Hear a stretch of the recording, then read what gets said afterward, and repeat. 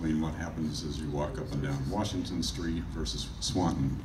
And there actually is quite a diversity of housing up and down the street, as well as on Swanton, especially the commercial. And the scale is never real big, with the exception of Parkview at the end of Swanton. It's extraordinarily large. But you know, the real, let's see if we can get my controls here.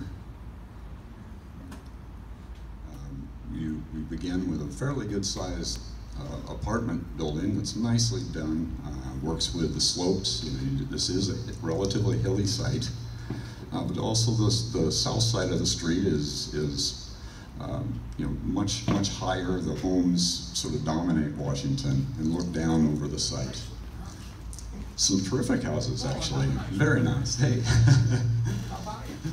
So the real reference for me was this is our start. This is the face of you know, what we want and need to relate to are the homes across Washington and up and down there. But they're also in close to the neighborhood. There's some much larger structures, 2 and 3 story, but the apartments and such that are happening are the house adjacent to our site, and then our existing site. And the view that you were looking at before we began here was essentially the same as that last view of the site. I did then, on the other end, came from Swanton, again, the large Parkview and apartments that start the street. Wonderful new facility here. And again, terrific homes. It is a real mix of things, but the scale is, it's not really a single family scale on the streetscape. So we did, though, want to reflect the general building components and the scale in that manner.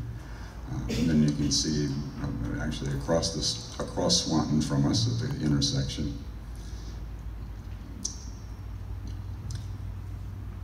And then from the downside of our site. So from a general site condition standpoint, it is also very important that we're fairly level across Washington, but then the grade drops a full story down by the time we get to the rear of the site on Swanton.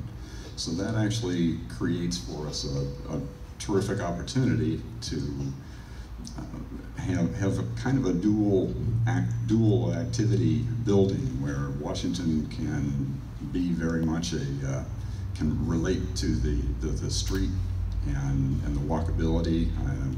My understanding is it's kind of a walking thoroughfare to get to the train station, and it makes sense to maintain that as a commercial street front. What we've then done is from the west, as you're headed up to Swanton, we have, oops.